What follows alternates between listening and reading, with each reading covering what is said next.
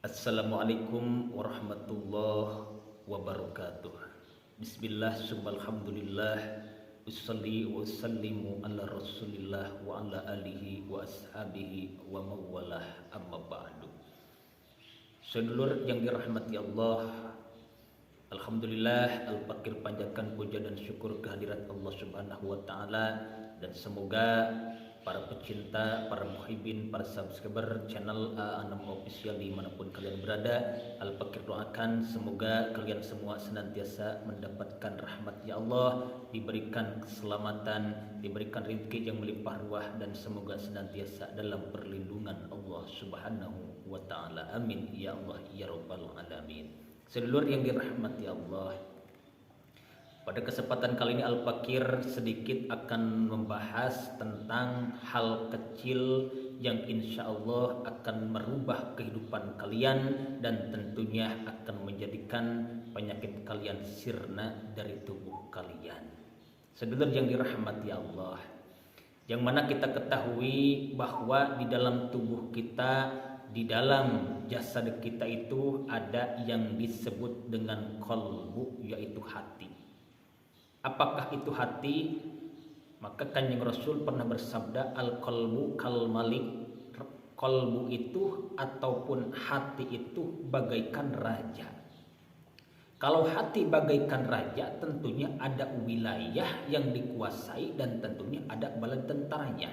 Mana yang dikuasai oleh hati itu adalah jiwa dan tentunya raga kita. Mana yang disebut dengan prajurit ataupun bala tentaranya hati itu, yaitu mata, telinga, hidung, mulut, tangan, dan kaki. Itu yang disebut dengan bala tentaranya hati. Ketika kita bisa membersihkan hati dengan sebersih-bersihnya, menjaga hati dengan baik, maka insya Allah mata kita akan bisa terjaga, mulut kita akan bisa terjaga dari ucapan yang tidak ada manfaatnya. Begitupun kaki, tangan, dan seluruh anggota badan kita akan bisa terjaga tatkala hati kita bersih, tatkala hati kita jernih, tatkala hati kita bisa dijaga dari berbagai penyakit-penyakit hati. Apa penyakit hati? Apa yang merusak hati?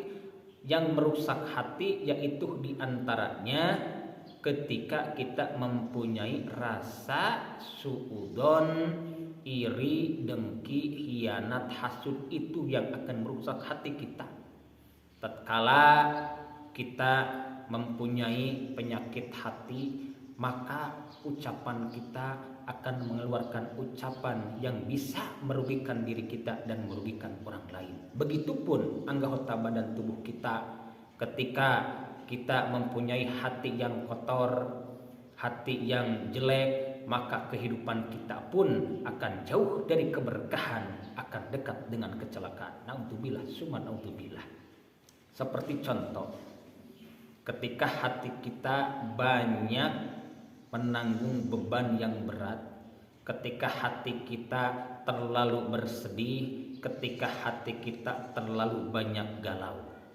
Kalau kita seperti itu, banyak kejadian-kejadian yang terjadi di kalangan kita semua yang akan menjadikan tatkala banyak bersedih, banyak galau, banyak sakit hati yang akan mengakibatkan ke dalam tubuh kita itu ikut sakit, bahkan akan menjadikan penyakit kronis.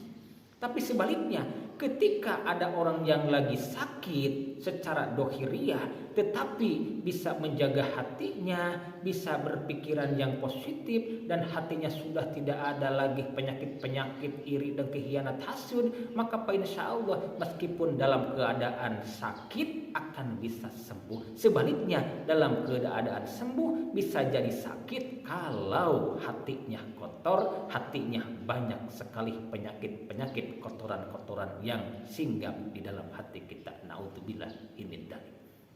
Dan seterusnya, ketika kita mempunyai hati yang bersih, hati yang terjaga, maka insya Allah tatkala kita diberikan kedudukan yang amat sangat rendah, tatkala kita diberikan hati yang jernih, hati yang bersih, maka insya Allah kita akan diangkat derajatnya oleh Allah Subhanahu wa Ta'ala. Tetapi sebaliknya, ada orang yang sedang kedudukannya di atas, kedudukannya yang sangat tinggi, tetapi hatinya kotor, hatinya banyak sekali penyakit-penyakit sehingga banyak merugikan orang lain, banyak menyakiti orang lain, banyak mendolimi orang lain. Maka tatkala seketika kedudukan, kemuliaan yang Allah berikan kepada mereka akan dihinakan sehina-hinanya. Kenapa? Karena banyak sekali kotoran-kotoran, penyakit-penyakit hati yang mengakibatkan jasadnya melakukan perkara yang tidak diridhoi oleh Allah Subhanahu wa Ta'ala. Sedulur yang dirahmati Allah, semoga kita semua yang masih diberikan kesempatan oleh Allah berupa umur, semoga umur kita bisa dimanfaatkan ke perkara yang ada manfaatnya dan di jalan yang diridhoi oleh Allah Subhanahu wa Ta'ala. Dan semoga kita semua senantiasa memperbanyak sholawat, memperbanyak istighfar, dan tentunya memperbaiki sholat kita. Sedulur yang dirahmati Allah, semoga yang Al-Fakir sampaikan bermanfaat, dan mohon maaf atas segala kekurangannya. Hudma sofa wada makadar wal afu minkum. Wassalamualaikum warahmatullahi wabarakatuh.